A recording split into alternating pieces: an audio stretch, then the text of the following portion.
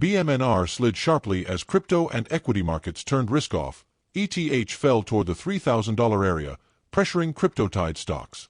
Bitmain reported 4,203,036 ETH, 193 BTC, and $979 million cash on January 19, valuing combined crypto plus cash at $14.5 billion.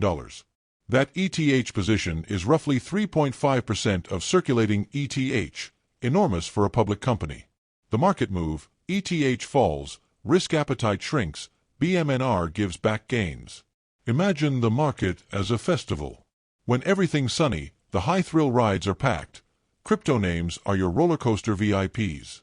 When a storm warning hits, tariff talk, global bond market stress, or any big macro people run for cover, and the most speculative seats empty fastest. That's what happened recently. Macro headlines and a sell-off in risk assets pushed ETH down to just above $3,000 and squeezed crypto-tied equities. Bmnr was not spared. Intraday moves ranged from roughly 7 to 10% declines on the worst session. Why crypto names fall harder? Two reasons. First, the underlying tokens, ETH, BTC, are volatile and drive sentiment. Second, many crypto stocks trade like levered proxies. If ETH is down 6% and traders expect the treasury mark-to-market to fall, stock multiples compress. Combine that with high daily turnover in Bmnr and you get large swings. The big number, 4.203 million ETH and a $14.5 billion backstop. Let's walk through the core balance sheet headline. On January 19, Bitmain publicly reported it held 4,203,036 ETH as of 5 p.m. ET, 193 Bitcoin, roughly $979 million in cash, and a $22 million moonshot stake in 8Co Holdings, ORBS. The company valued its combined crypto and cash assets at $14.5 billion. Those ETH represent around 3.5% of circulating supply, an eye-popping statistic for any single corporate treasury. Why this matters? Owning multiple percent of Ethereum's float gives Bitmain real systemic visibility. When a public company holds that much of a token, analysts and traders stop treating it like a small crypto miner and start treating it like an institutional treasury manager. Bitmain's moves, buy, stake, partner, influence supply and demand psychology for ETH in ways that small retail purchases do not. Imagine a publicly traded shipping company secretly owns a fleet that's bigger than many small island navies. When that company decides to dock half its fleet for long-term maintenance, staking, the number of ships actually sailing drops, and the shipping rates for the remaining boats go up. That's the scale effect Bitmain exerts on Ethereum's market narrative. By the way, if you are getting value from this video so far and want more like this, please like the video, it means much to us, and hit the subscribe button, and comment the word more.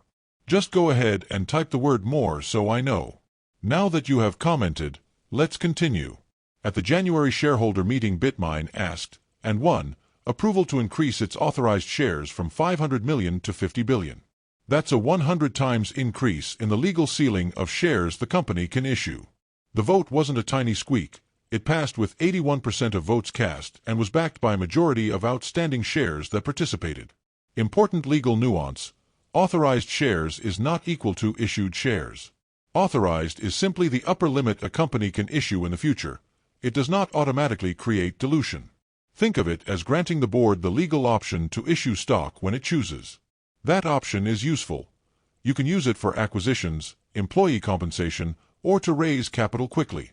But it also enables future dilution if the company decides to print shares. Why investors panic? Imagine the company raised an enormous balance sheet, then asked to print more gift cards. If gift cards are issued to acquire more ETH at an attractive price, that could benefit long-term shareholders. But if shares are issued to pay for operating expenses or to insiders at low prices, that destroys value. The permission to print is neutral. How it's used is everything. This is why the market carefully trawls for follow-up filings, S3 shelf registrations, S1s, 8KS, that show actual issuance. To calm nerves, Bitmain executives told investors they did not intend to sell equity at prices below the company's market net asset value, MNAV, the metric comparing enterprise value to the company's own crypto holdings, plus cash. At the time of the company update, Bmnr was trading at about 0.86 times MNAV, meaning the stock price represented roughly 86% of the market value NAV implied by assets on the balance sheet. Why this is a comfort, but not a guarantee if management truly avoids selling below MNAV, that reduces the immediate risk of share dilution that heavily discounts per share asset backing. However, not selling below MNAV is a statement of intent, not a legally binding contract. And MNAV itself is a moving target. ETH price moves change NAV quickly. The pledge does at least show management's awareness that issuing shares at wide discounts to asset backing is value destructive. Imagine you hold a warehouse of valuable shoes and your neighbor offers to buy your company's shares at a deep discount. You promise not to sell at a loss. That's comforting, but if the shoe market collapses, you might be forced into fire sale decisions. The pledge buys time and goodwill, but it doesn't eliminate market risk. The week's shopping spree, plus 35,268 ETH. The company disclosed it bought 35,268 ETH in the prior week, roughly a $100 million plus acquisition at recent prices, showing management remains actively accumulating. That purchase contributed to the headline 4.203 M ETH total. Public filings and company statements explicitly called out that buy as evidence of continued conviction in ETH's long-term prospects. Why traders care? Active buying from a public entity with a highly liquid stock is a news event. It signals management is still on the acquisition treadmill. But buys on their own create short-term sentiment swings. Some traders cheer, buy the dip. Others fear the company is burning cash on risk assets.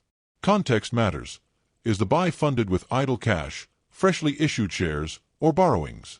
Bmnr said its cash balance, $979 M at the January 19th snapshot, gives it room to continue accumulation. Party line, Tom Lee is out shopping again. The company's toy box just got another pile of ETH. Note this as well. Note this as well. Daniel 7 verses 25-27 tells us, "And he shall speak great words against the Most High, and shall wear out the saints of the Most High, and think to change times and laws. And they shall be given into his hand until a time and times and the dividing of time. But the judgment shall sit, and they shall take away his dominion, to consume and to destroy it unto the end.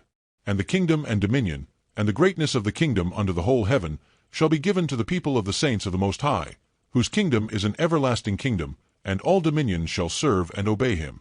Want more information about the books of prophecy? Please check the description section. That's the end for now. If you have watched until the end, drop a comment like this: "I stayed until the end." Just comment that I stayed until the end. When I see this comment, I will give you a heart. 3 more favors I request from you. First, like this video, subscribe, and then turn on the notifications bell. If you do this, you greatly encourage us to continue bringing to you more insightful videos. Do not miss out on our future videos. All I am asking is your subscription. Thank you for joining me today. Your support means so much to us. Do not hesitate to share this video to help someone who may benefit. I recommend that you watch the next video, subscribe to the channel, and share your thoughts about today's video. Wish you God's love.